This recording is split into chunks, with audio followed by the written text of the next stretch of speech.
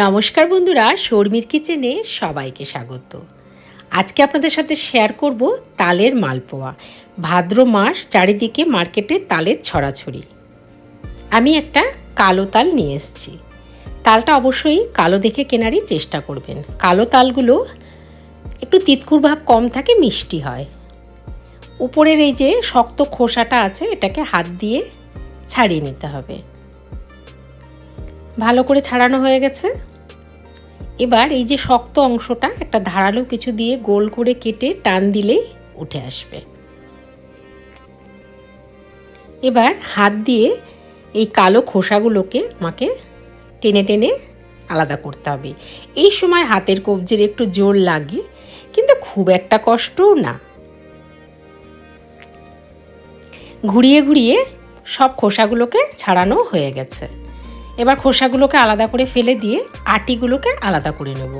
এই আটিগুলোকে আমি কেন আলাদা করে নিচ্ছি, আলাদাভাবে রাখছি, এটা আপনাদের দেখাচ্ছি। দেখতে থাকুন ভিডিওটা। দেখুন এই আটির গায়ে কত আঁশ। এবার একটা বাটির মধ্যে খানিকটা জল নিয়ে নিয়েছি।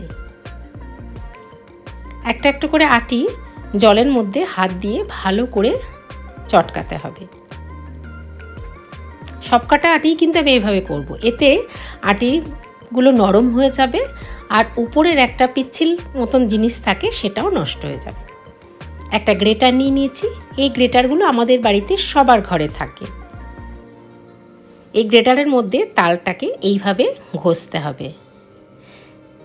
তালের যে পাল্প সেটা খুব সহজেই বেরিয়ে যাবে।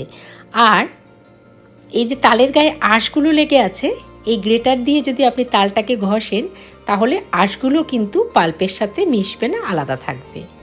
এই জন্য এই গ্রেটার দিয়েই ভালো করে তালের পাল্পটা বের করে নেবেন। এবার একটা বাটির মধ্যে আমি 50 গ্রাম সুজি নিয়ে নিয়েছি। খানিকটা জল দিয়ে সুজিটাকে 10 থেকে 15 মিনিট ভিজিয়ে রাখতে হবে। এটা কিন্তু অবশ্যই করবেন, সুজিটা আগে ভিজিয়ে নেবেন। এবার 15 মিনিট পরে একটা বাটি নিয়েছি, বড় একটা পাত্র নিয়ে নিয়েছি। এর মধ্যে সবার প্রথমে দেব 250 গ্রাম ময়দা। একটা তালের জন্য, মাঝারি সাইজ তালের জন্য 250 গ্রাম ময়দা একদম পারফেক্ট। দিয়ে দেবো 200 গ্রাম চিনির গুঁড়ো, মানে চিনিটাকে একটু গুঁড়ো করে নিয়েছি মিক্সিতে। দিয়ে দেবো 4 চামচ নারকেল কোড়া, আর 2 চামচ ভেজানো যে সুজিটা ছিল সেখান থেকে 2 চামচ ভেজানো সুজি। এটা হচ্ছে খোয়া। এটা আমি মিষ্টির দোকান থেকে কিনে নিয়ে এসেছি। এটাকে গ্রেটারে গ্রেট করে নিয়েছি। খোয়াটাকেও এর মধ্যে মিশিয়ে দেব। মালপোয়ার টেস্ট একদম বদলে যাবে।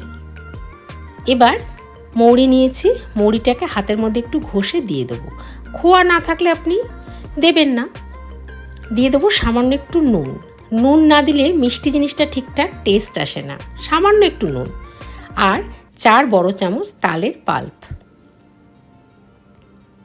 এবার এর মধ্যে অল্প অল্প করে দুধ মেশাবো। এই দুধটা আমি আগের থেকে জাল দিয়ে ঠান্ডা করে রেখেছিলাম।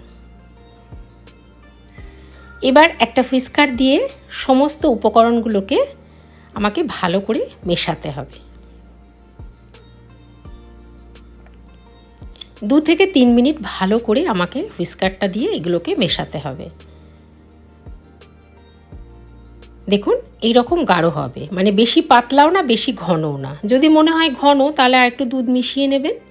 সামান্য একটু বেকিং পাউডার মিশিয়ে এটাকে হালকা করে মিশিয়ে দিতে হবে। এই সময় কিন্তু বেশি ফেটাবেন না। মেশানো হয়ে গেছে। এবার দেখুন আমি ঘনত্বটা দেখিয়ে দিচ্ছি।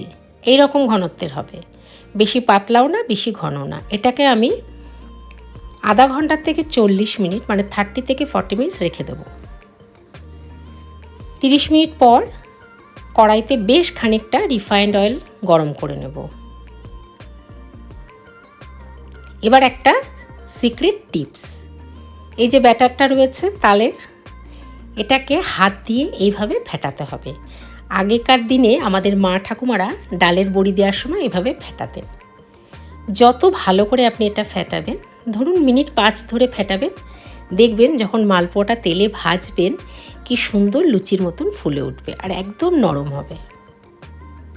এক এক হাতা করে আমি গরম তেলের মধ্যে ব্যাটারটা দিয়ে দেবো।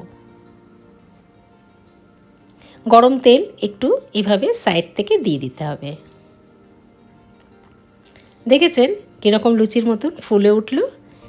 সেই জন্যই বলেছিলাম ওইভাবে ফেটাতে। অবশ্যই কিন্তু এই টিপসটা একবার করে দেখবেন। একটা একটা করে মালপোয়াগুলো আমি ভেজে তুলব। ইচ্ছা করলে 2-3টেও একসাথে ভেজে নেওয়া যায়। অবশ্যই রেসিপিটা কিন্তু বাড়িতে ট্রাই করবেন। দেখবেন আপনার রেসিপিটা সবার খুব পছন্দ হবে। যদি ভালো লাগে সবার সাথে শেয়ার করবেন। একটা একটা করে মালপোয়াগুলো আমি ভেজে তুলে নিচ্ছি, এরকম গোল্ডেন ব্রাউন কালার হলেই। এই সময় গ্যাসের আঁচ কিন্তু মিডিয়ামে রাখবেন।